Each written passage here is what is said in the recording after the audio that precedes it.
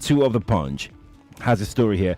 Presidential poll, interim running mates risky. Ex-INEC chiefs won. APC LP. Right. So what's the issue here? The issue is, as at the deadline, I think it was 17th, correct me if I'm wrong, any presidential candidate is supposed to submit his or her names with that of the vice presidential candidate. And an INEC official explains in this interview, it's a full-page story on The Punch, that always remember that it is a joint ticket. Now, what appears to have happened is that 2 of the political parties out of the 3 majors, and we're not too sure about the others, have presented what you might call interim vice presidential candidate, because they believe that there is an allowance for substitution. But in this well-written story in The Punch, it's a full-page story in The Punch, a former director of voter education and publicity, INEC, Nick Dazang, notes that he says that, okay, the candidates were only trying to take advantage of the window provided. And he says, I think the arrangement now is between them and those surrogates. We have seen the situation where, for example, and he gives examples and so on and so forth. Now, so he now tries to marshal out some of the many things that can go wrong with this arrangement. If, for example, you assume that your vice presidential candidate would be willing to step down, at the appropriate time, what if he doesn't? What if he doesn't? And then somebody asks the pertinent question here: can the presidential candidate run alone? He says no, it must be a joint ticket. And he says here, Dazang also commented on what would happen to the ticket if the proxy running mate was not qualified to be vice president. That's another issue entirely. Maybe the name you're now going to put down, if you go through scrutiny, remember, you don't have that much time, he might not even be qualified. There are so many banana peels on the way. So the candidates are being warned now that this exercise, you got to be extremely careful. Extremely careful. I recommend that, you find time to read this. Of course, we could spend the whole day looking at it. But what is INEC's position on all this, the official position? Speaking of the controversy, INEC's National Commissioner and Chairman of the Information and Voter Education Committee, Festus Okoye, said running mates could only be substituted by any political party by writing the commission and attaching an affidavit. He said, as far as we are concerned, there is no form submitted by the presidential candidates where they said we are submitting this person's name as a space or placeholder. So the names that they have are good to go as far as they are concerned. And it says that the issue of a space or placeholder is a unique invention that has no place in a constitutional and legal framework. The law says that as a presidential candidate, you must nominate an associate to run with you. And as far as INEC is concerned, the presidential candidates have submitted their associates to run with them in the presidential election. Political parties' candidates have submitted names of associates to run with them, and that is the position of the law as of today, and nothing has changed. But he says, Sheriff, he says, for there to be a substitution of a candidate, the vice presidential candidate must write to INEC with an affidavit stating that he is withdrawing from the race within the time frame provided by the law, and that is the only way there can be a substitution of candidates. So it's a very dicey. So my own question is, whose name is placeholder? I mean, the person must come through with birth certificate. Must come through with a what? Birth certificate. Some of the candidates, or change of name. Some of the candidates themselves, some of them don't have what you would call, let's go there. Some of them don't have what you would call a birth certificate. I mean, so what are we?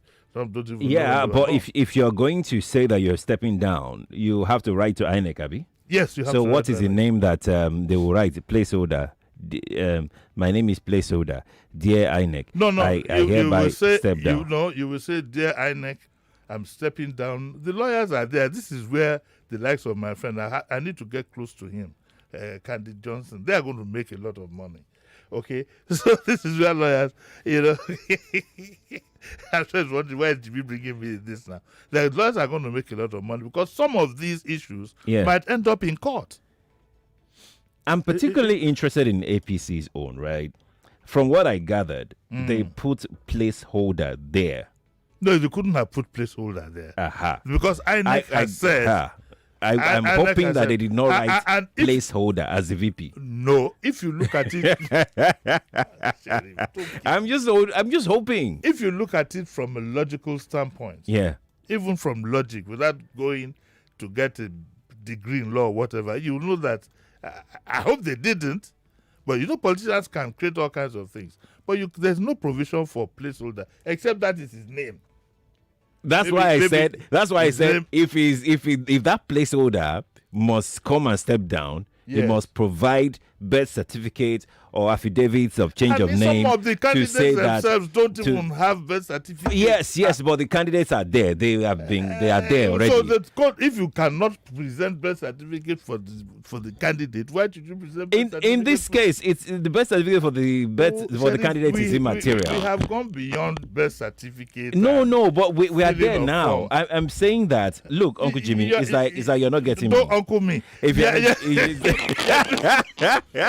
You're drifting into another area.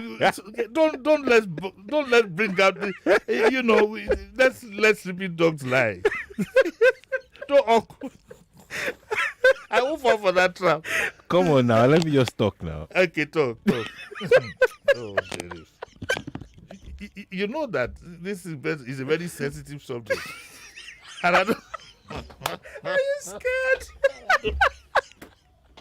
Are you scared right now? I don't know.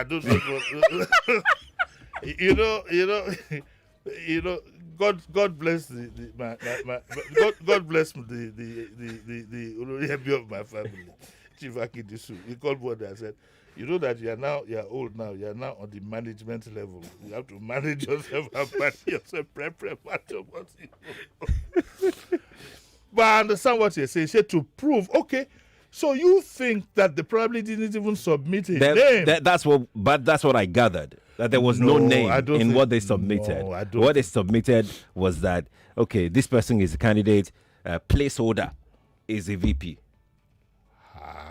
Exactly. You said that's the APC? Yes. Well, the bigger problem actually is the Labour Party, because the name of Doyo Kukwe submitted, they're both from the south. Yes.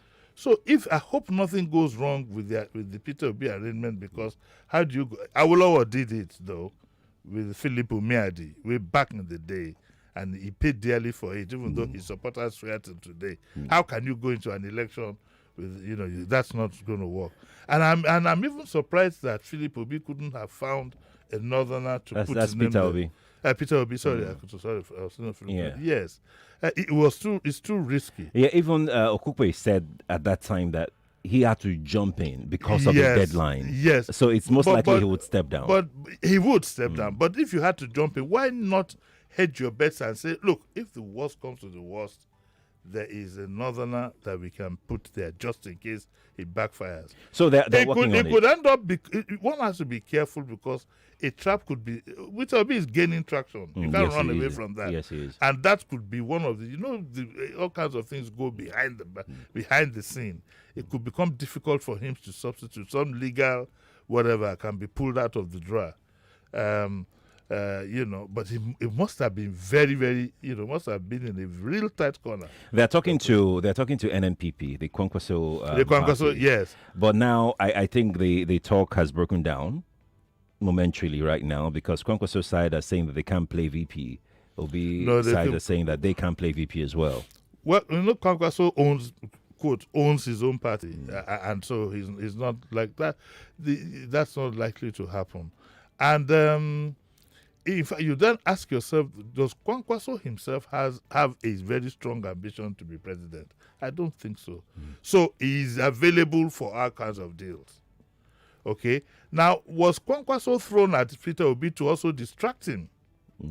Politics, look, with the level of betrayals that you found even within the APC itself, even within the APC Southwest itself, you know that politics, all kinds of things can throw up. If those talks are broken down, it's very, very unfortunate for the Peter Obi project. Very unfortunate. Let's move on to the Vanguard. Let's leave the Punch. We'll most likely come back to it much later on. Page 37 of the Vanguard has a story here. Club shooting. Victim's wife accuses Burnaboy's people of bribing family. This Burnaboy thing. You know, what I learned in life is that sometimes what can become a cancerous situation in terms of crisis in Nigeria can start from a little pimple. If Burnaboy had been in town, if he had addressed the issues, apologized to the woman, gone to see the victims in hospital, made moves, and didn't have this arrogance of saying, "Oh, if Burnaboy said start by Boko Haram and stuff like that, we wouldn't be where we are now." Now this thing is growing. We hope that the two people in the first instance get well, so we are not beginning to look at something that could go completely out of control. It is also said here, apparently the club belongs to Obi Kubana. And one of the questions one would like to ask Obi Kubana is, I remember in the Ikoyi club, a certain socialite wanted to come into the club, and he said he had to come in with his security aides. The club stood his ground and gave him his subscription money. I think the check was written the same day, and threw him out. Because at that time, Babangida was in government. General Bali used to come and play golf, and he would go in alone. He would walk in alone. His aides would be in the car outside. The Ikoyi Club had very strict rules about that. If you don't feel safe, then don't come here. This idea of allowing people, Obi Kubana should also explain to us why you would allow weaponed people into a premises like that when a lot of alcohol and all kinds of things would have gone down. Do you understand what I'm saying? Yes, I do. Even now, I have said, personally, that any day I go to any of these weddings or whatever, and there's somebody around, because what the disgraceful thing that now happens is every VIP at party functions has one policeman standing behind him. Go to what do you call it now, TikTok, you see loads of that happening. You know, so the police to have, how did he have in the first instance 5 policemen attached to him only? But bottom line is this gentleman has to be supervised. His family have to rein in him if he will allow, and he has to be properly handled. Another one now, I read somewhere early this morning that one, what do they call Zuza? What's his name? Zazu. Zazuni. Who I commented yesterday. Portable. Portable. I commented last week, rather, that he was smoking grass in UK and filming himself. I'm not ashamed.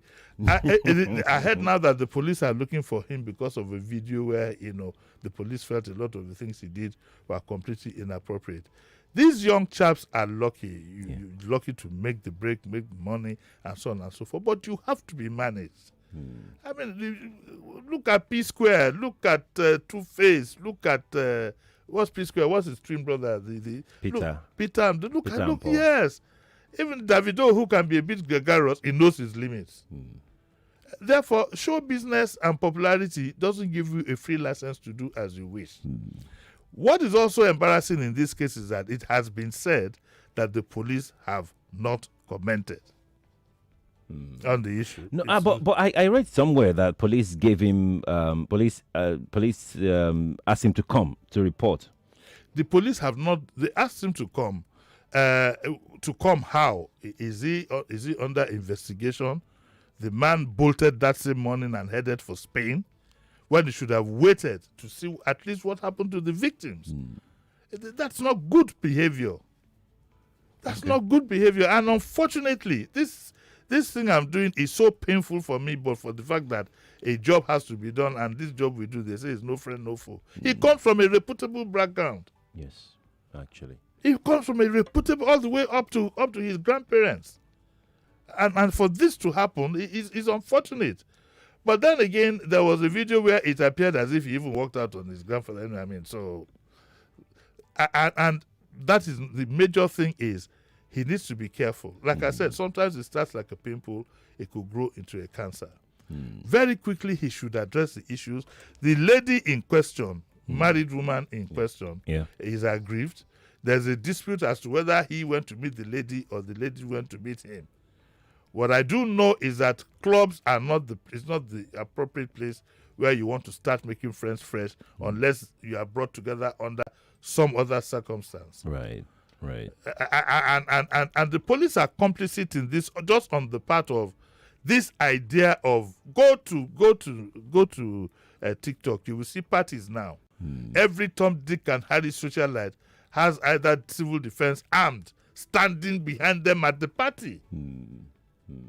There's a reputable chief that I know. He had 3 surround. If you feel unsafe, stay in your house. But we should start protesting. If you go to a party and you see somebody with a weapon, whatever, unless, of course, even the governors don't have armed policemen with them at social parties, unless it's an official function, then the man will stand ramrod behind him. But I don't know where we got this habit from. 5 policemen to go to a club at night? Yeah, that's where we are.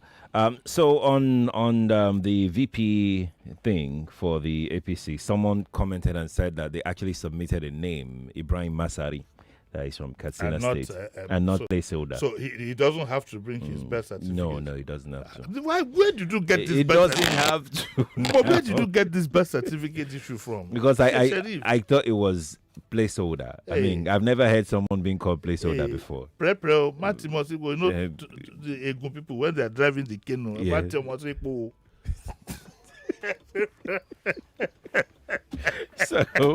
So I just thought to chip that in. If that's a correct information.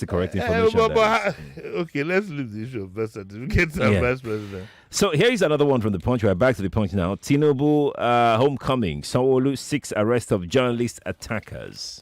Now, I've been asking this question. Well, I heard the governor said that the thugs must be apprehended, and how they're going to apprehend them, I honestly don't know. But he says they must be apprehended, and he visited the press center yesterday. Fair enough. But it still begets the question: why don't you know that journalists who cover the governor go in a marked vehicle? It's written there, press center, blah blah, the bus. So the bus was actually the target. Somebody needs to tell me why the thugs singled out the vehicle that contains the journalists for attack. From what I gathered, the bus... Somebody needs to tell me. The bus was the last vehicle in that convoy, from what I gathered. Well, it's usually the last, yes. So are you insinuating now, or are you suggesting, or are you thinking, pick any of the 3 words, that it was a convoy that these thugs wanted to attack? What I'm saying is that I don't think the bus should have been the last. I think there should be security vehicle just after the last vehicle. Fair enough. I have no problem with that. Why? So you think that the bus was not attacked because it were journalists? It was attacked because it was the weakest link? I think so. Yes, I think so. I think they couldn't even read, probably. You know, this job we're doing is so dangerous. It is. It's very, very dangerous. You know, I keep looking over my shoulder and I put my life in the hands of God. Could it be that these thugs perceive that the press has either been favorable to the gentleman who came or had been against him, and, you know, they just did a generic attack? My best guess would be that they weren't settled, so they wanted to show their displeasure. That would be my best guess. That they were not settled. That would be my best guess. Why didn't they attack the mobile policemen? Why did they attack the... Again, they were looking for the soft target, like you said. target? Yes. Who might report the plight? I actually don't even think that they were thinking. I felt they just wanted this to should also show. This should open up the governor to the fact that he has to do a rethink about his transport workers union arrangement. Because these guys are not far from the union members. Let us be very honest with ourselves. Yeah. Let's be very... The government has to do a quick rethink, which is worrisome to a lot of people. The arrangement he has with the NU, I don't even know what they are called now. But we have to do a quick thing because there's a very little distance between those guys and these guys. I'm not calling these guys thugs or whatever, but the truth of the matter is that there's an intermix here. There's an intermix here. You know, the governor of Lagos has to be extremely careful. Yeah. How he handles affairs now. They're very... If nobody has told him, he should listen carefully. Things are very, very dicey in Lagos. Okay? Forget what you see in a lot of what I'll call compromised media. Okay? The general feeling, some people say without proof, okay? But the general feeling is people are, to say it politely, at the very least, worried about governance. And therefore, he has to be very careful. And I am glad he solved the Okada one. It's a good plus for him. He needs to do something about that NURTW arrangement, which can come back to haunt him. This is an election period. Don't be taken in by what you... And this also applies to everybody. Our media, like all other government, all agencies around us, are compromised to a point. So don't get carried away by what you see, and don't get carried away by crowds.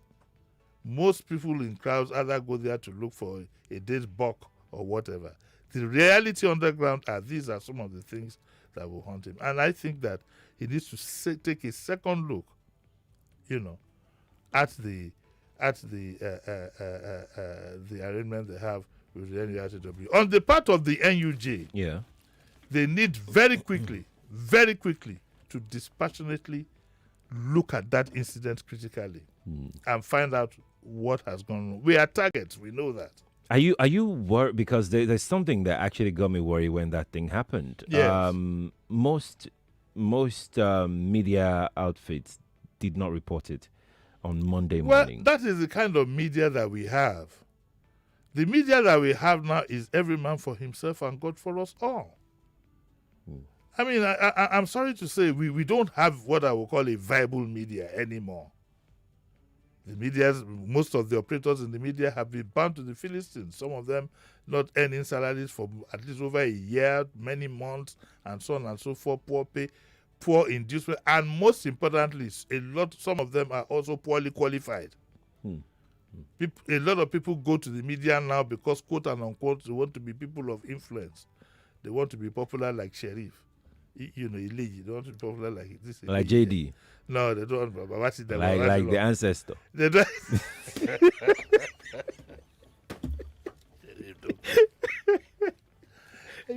Like Chris would say, Chris would normally go and say, don't butcher this crocodile in public.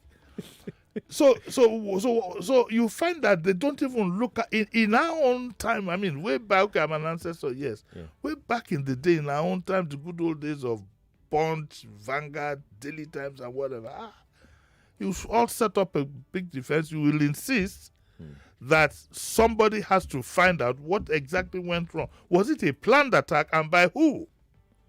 Is this the beginning? Because you see, my belief at all times, that some people don't like is, you first of all have to confront yourself with the truth before you can get things done properly.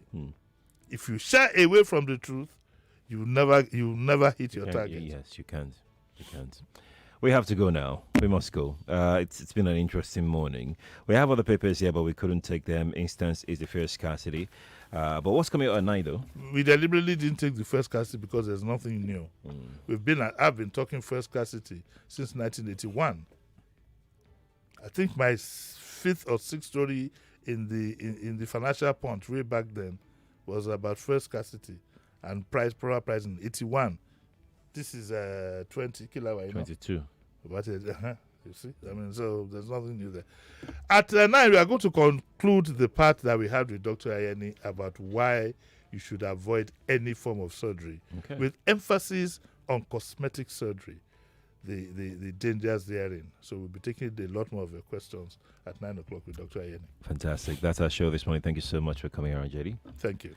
I'm Sheriff. The news is next. After the news, we talk about why is cooking gas so expensive? We have the Marketer Association joining us on the show at 8 to have this conversation. Stay here. They don't disconnect your line. Sake of say you not link. 99.3 Nigeria Info. We are more than just radio. Subscribe to our YouTube channel at Nigeria Info FM. Check us out on Facebook at Nigeria Info 99.3. Follow us on Twitter at Nigeria Info FM and on Instagram at Nigeria Info FM Lagos for live updates as it happens. 99.3 Nigeria